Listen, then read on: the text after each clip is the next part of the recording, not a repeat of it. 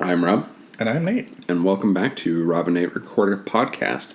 We've had a brief recording hiatus due to illness, or the month of November, as Nate seems to now believe.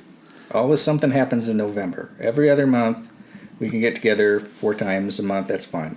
But every November, doesn't happen. Something comes up. Yep.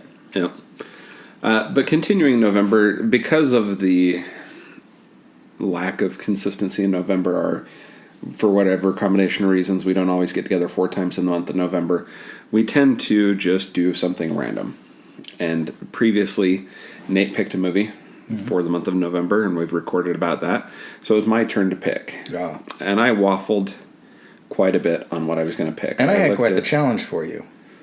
Because you've never yet, that we've been doing this, surprised me with a movie choice. Because you always let it slip. Uh-huh. Or you give me options or something like that. I'm like, no, don't tell me. Don't tell me. I don't want to know anything. Because that happens semi-frequently with me. You'll be like, oh, Nate's picking. I don't know what we're seeing. And then I tell you, and then 5 minutes later we start watching. Yeah. And I dropped some hints and clues throughout the month. I told him I was looking at Werner Herzog documentaries and other films. I told him I was considering Lamageddon. That remained in the running till close to choosing time, much to Nate's chagrin. I was actually a little bit concerned that if I picked Lamageddon, Nate would go home and call in sick. But I had it down for a little while now, down to 2 movies. And we ended up flipping a coin. Nate did not know what the choice of movies was going into the coin toss. And we ended up watching the 2021 film Finch, starring Tom Hanks. We should tell them what the alternate was going to be. The alternate was, I believe it's called Red Notice on Netflix, with Dwayne Johnson, Gal Gadot, and Ryan Reynolds. Yeah. That was the alternate. That was what was between the 2 sides of the coin toss. I was a little surprised that all of them were kind of new releases, streaming releases. Because I went back into, in my selection with Network, went kind of way back into the archives and selected a little gem. Yeah. Finch was high on my list. Mm-hmm. Red Notice came onto my list a little bit later. I thought it'd be fun to do something current, because most of our titles are older. Mm-hmm. So I thought it would be fun to do something a little bit more current. Though I was researching older stuff, again, with Werner Herzog. And I researched a couple other things, but consistently towards the top of my list was Finch. And then later on, Red Notice was on the list, and it was consistently in the top 5. Mm-hmm. And because they remained consistently in the top 5, and as I searched around, nothing stuck out more prominently in my brain as something I wanted to watch. I'm actually glad that we ended up watching Finch, because Finch was always high on my list. Mm-hmm. I wanted to see this ever since I heard the reviews of it. This is the second time you have selected for us to watch a Apple TV, Apple Plus exclusive Tom Hanks vehicle. Yes. In both cases, things that I think were supposed to have theatrical release that were screwed up by COVID. Yeah, I don't know what the intentions were on this one. Yeah, I have no idea what the intentions were. But when the other one being Greyhound, for the record. Yeah, the other one, which is already out, was Greyhound, which was supposed to have a theatrical release that was messed up by COVID, for sure. I don't know what the intentions ever were on Finch, but it's hard to imagine that you put Tom Hanks in a movie and don't intend to go to the theater. Though it's pretty small scale for a Tom Hanks vehicle. Probably smallest scale since Castaway. Oh. Which is a common comparison in the reviews that I heard of this movie, was that this was Castaway with a dog and a robot. Oh. Castaway is one of a large number of films that I thought of while watching this film. Here is a partial list. WALL-E, Silent Running, I Am Legend, The Road, The Martian, Twister, Castaway, Rain Man, Nomad, Short Circuit, and The Book of Eli. And I can see shadows of all of those movies in this. Mm-hmm. And yet it was somewhat something its own. Yeah. I mean, it is derivative of other movies. But I was impressed with it. Nate, you were not excited about this movie. Yeah, let's talk, before we talk about it in depth, I guess we should say a little bit about the plot. So I somehow had the impression that this was going to be a different type of movie. I hadn't paid a lot of attention to this. My impression was it was a movie about a family that gets the grown kids to get their dad a robot dog. Oh, really? That's more or less what I was expecting it was going to be, and I knew there was other robots, and I expected it was going to be futurish, but I thought society would be functional, and it was, it would have some of those, I think, overdone apocalyptic, post-apocalyptic tones to it, but I didn't think it would be an out-and-out society's done, more or less, kind of movie. And one of the few things in this film that I thought was a slight mix-it-up was that humanity did not cause this disaster. It was a solar flare, wiped out much of the ozone layer, and of course humanity didn't rise to the challenge. Yeah. We fought amongst ourselves. I was going to say humanity did kind of cause it after the initial causation, but yeah. The IMDb synopsis says, on a post-apocalyptic Earth, a robot built to protect the life of his creator's beloved dog learns about life, love, friendship, and what it means to be human. That's the IMDb synopsis.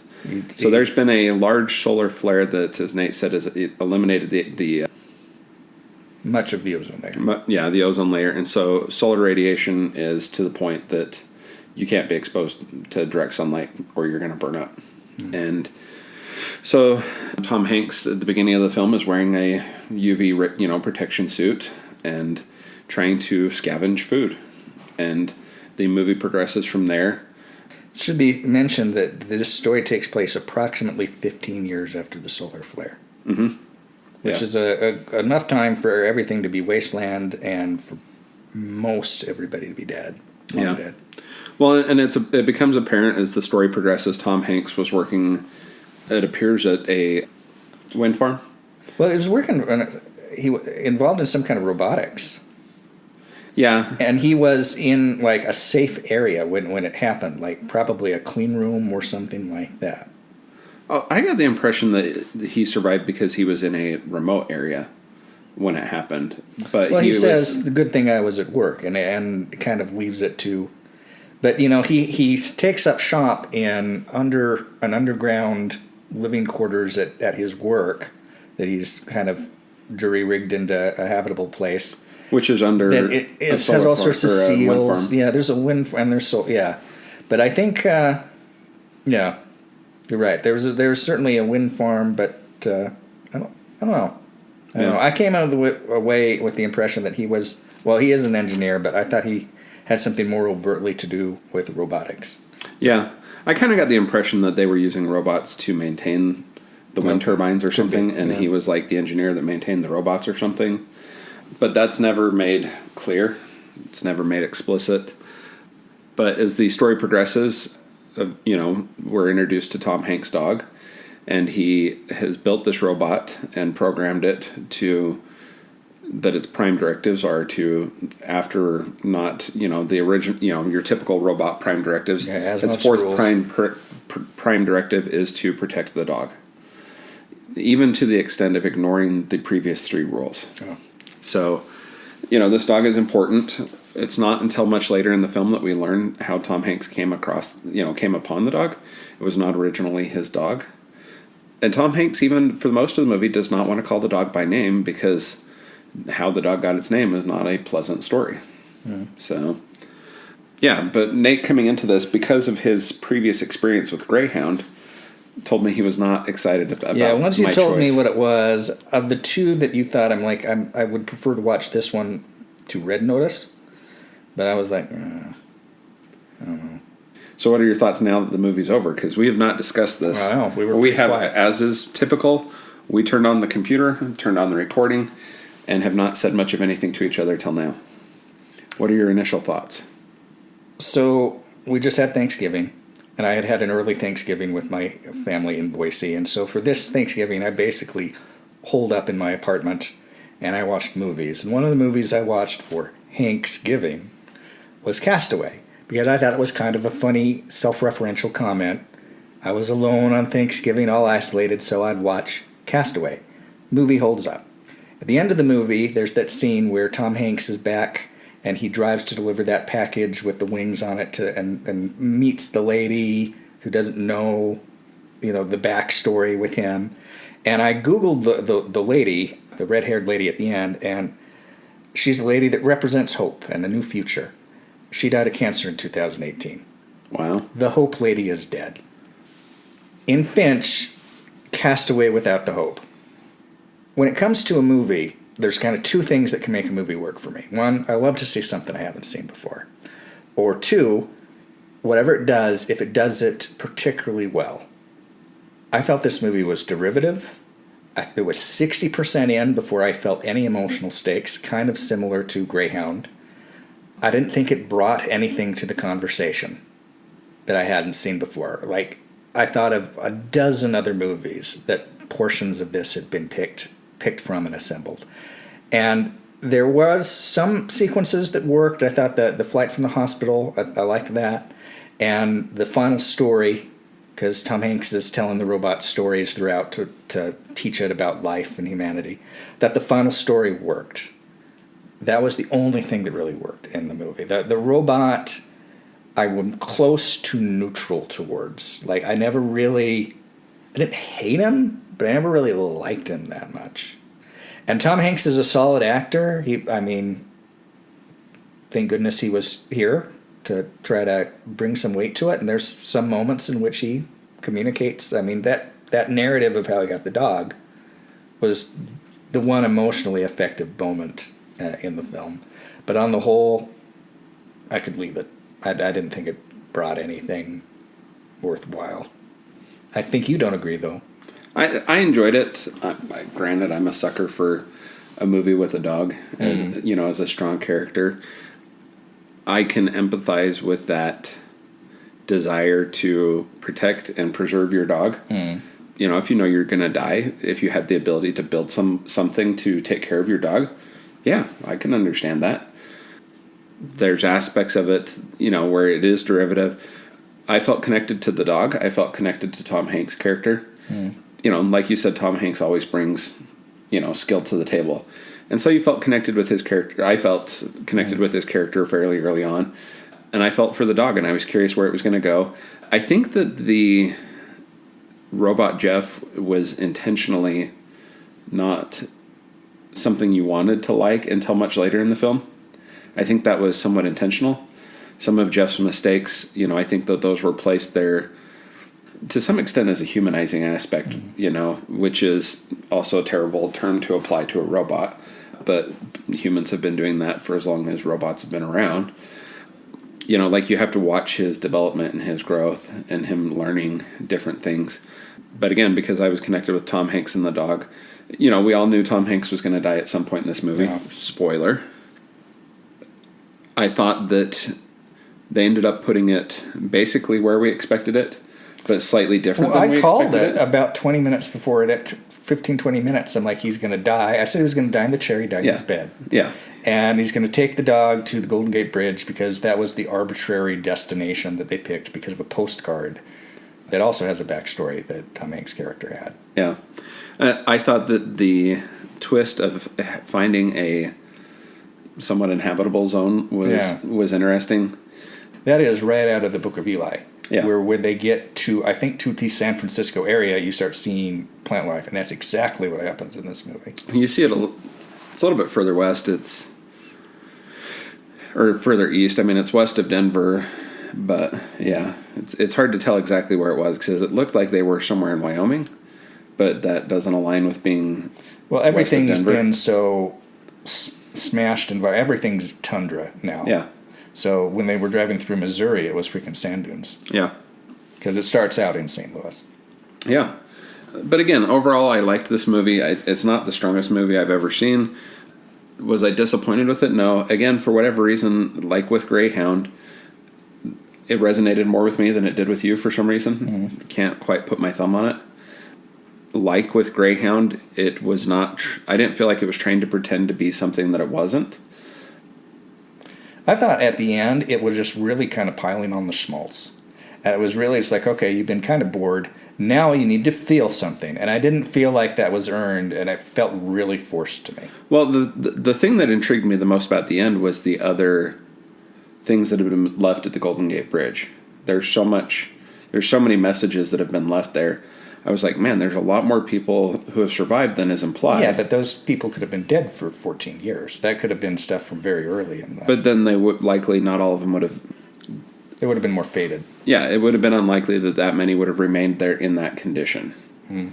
So, to me, it implies that there's more people out there, and that's kind of how the story ends. Again, spoiler, Jeff tells Goodyear, the dog, let's go and see what's out there. So, and you never see any other people in the movie, but there is a car that follows their 1984 RV for a while. Yes. When they go into a hospital in Denver for some supplies, and you can see that there was a bear trap set near a cookie, and so there are people that had been surviving there, and they follow them, but eventually the RV manages to lose them. But you never see another actual human being. Yeah. Well, it sounds like we're not going to have a lot to say about this movie. It's similar to Greyhound. This is starting to have a lot of echoes of our Greyhound episode. Where you liked it, and I'm like, yeah, it just didn't work. I didn't feel anything. Yeah. How would you rate this movie? It is competently done, and Tom Hanks is good. And I think if this movie had come 20 years ago, before we'd seen dozens of films like this before, it would have worked better than it did. I'm going to give it 2 stars. I'm going to say that it's fair. I'm going to give it a 5 on the 10-star scale. Maybe a 4. Wow, really low. Huh. Well, I like this more than Nate did. I'm torn between that 2.5 region. Again, I don't normally like to give half stars, but I feel like it's slightly better than 2 stars, but not as good as 3 stars. However, I would give this 7 stars on the 10-star scale. There are plot elements that clearly are drawn from other similar stories. It is kind of like a mesh of other similar stories, but it's executed well enough. And I thought, I enjoyed myself watching the movie. I did feel connected with some of the characters, and yeah, so I'll give it a 7 out of 10. The director is a man named Miguel Sapochnik, who has directed one other film, which was a 2010 film called Repo Man that had Jude Law and Liv Schreiber in it. And he's directed a whole lot of TV, including the famous Battle of the Bastards episode of Game of Thrones. Yeah. Will the title of that episode get edited? No, because it's a title. Okay. Yeah. Yeah, the writers on this are Greg Luck and Ivor Powell. Greg Luck does not appear to have written a lot of movies. This is the only one where he gets writing credit. Ivor Powell has been a producer on a lot of movies, and has only written one other besides this one. Received writer credit on one other besides this one. But he's been an associate producer on a bunch of movies. Yeah, I'm kind of curious about how Apple came about acquiring some of these intellectual properties, and how they have been able to get someone like Tom Hanks to attach to some of these. Granted, Greyhound was Tom Hanks's own thing that he did. He wrote the whole thing. Yeah. I do have to amend what I said earlier about no other people. We do see the little girl in the flashback. Yeah. And played by Marie Wagenman. She's only credited as the daughter. Caleb Landry Jones is the voice of Jeff. Caleb Landry Jones, if memory serves, was the guy in 3 Billboards. Yeah, the guy that owned the billboard and got beat up. But yeah, super small cast, super small production. I'm going to look at one other quick thing. Yeah, it's not going to give us budget because it didn't get a theatrical release. Anything else you want to say about this one? Rotten Tomatoes score 73%, audience score 67%. Yeah, which is pretty well in line with its IMDb score. It has an aggregate score on IMDb of 6.9 stars. Much else to say on this? Not really. Well, I'm Rob. And I'm Nate. And this is Rob and Nate Record Podcast. I think I'm ready. I think I'm up to it. I think my energy has been sufficiently sapped from gamma radiation poisoning or whatever. Yeah. So how much was your final thing influenced by your not being excited to see it? Probably some, but the opening sequence is freaking Wall-E going into the by and large. Yeah. And I'm like, it's like, I've seen this. I don't want to see Tom Hanks in this existential, depressing end of the world crap. Hanks is supposed to be optimistic. I was excited to see this movie, and I thought you might be able to get excited for it too. One of these days, I'll make a pick that you're actually excited about. That's your challenge. Yeah. I mean, evidently I'm struggling at that. I mean, I've made other picks you've gotten excited about, but not in the month of November. Yeah. So, or necessarily in the month of December either. Oh. So. Or October. No, you've been excited about some of them. Yeah. Like you were excited about Child's Play was fun. Exorcist. Yeah, Exorcist was really good. Yeah. Obviously, yes. Yeah. Cool. Well, and obviously I've done okay in some other theme months. Yeah. But, yeah.